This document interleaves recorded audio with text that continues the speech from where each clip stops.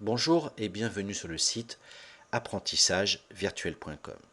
Dans cette leçon, nous nous intéressons à la notion de liste de choix. Résultat direct de l'application de la notion de relation et contrôle de validité, les listes de choix vont s'avérer être des outils puissants pour faciliter nos travaux d'édition. Commençons par aller ouvrir la table des types. Nous constatons que cette table contient le champ numéro de type de 1 à 15 et le libellé qui correspond à chacun de ces numéros. Maintenant, allons visualiser le modèle relationnel de notre application. Cliquons sur le bouton Outils base de données du ruban, puis sur Relations. Nous constatons effectivement l'existence d'une relation de type 1 à plusieurs entre la table des types et la table des albums.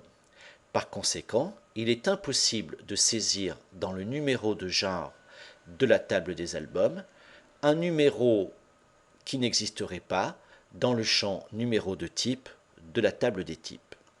Essayons d'en faire l'expérience. Nous allons fermer la relation, puis ouvrir la table des albums. Sur le premier enregistrement, modifions le numéro du genre. Par exemple, à la place du numéro 10, mettons le numéro 20. Si nous tentons la validation, Access nous dit que nous ne pouvons pas ajouter ou modifier un enregistrement, car l'enregistrement associé est requis dans la table des types. Plus clairement, le numéro 20 n'existe pas dans le champ numType de la table des types.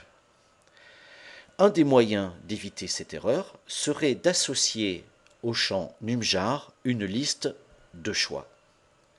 Nous allons nous positionner grâce au bouton Affichage dans le mode Création de la table. Nous sélectionnons le champ numJar, puis dans la partie inférieure de l'écran, nous allons choisir l'onglet Liste de choix. Le contrôle actuel étant une simple zone de texte, nous allons le remplacer par une zone de liste déroulante. L'origine se trouve bien dans une table ou une requête, et nous allons préciser qu'il s'agit de la table des types. Une seule colonne sert à faire la relation, la colonne numéro de type de la table des types avec le numéro de genre de la table des albums. Le nombre de colonnes est le nombre de colonnes à afficher.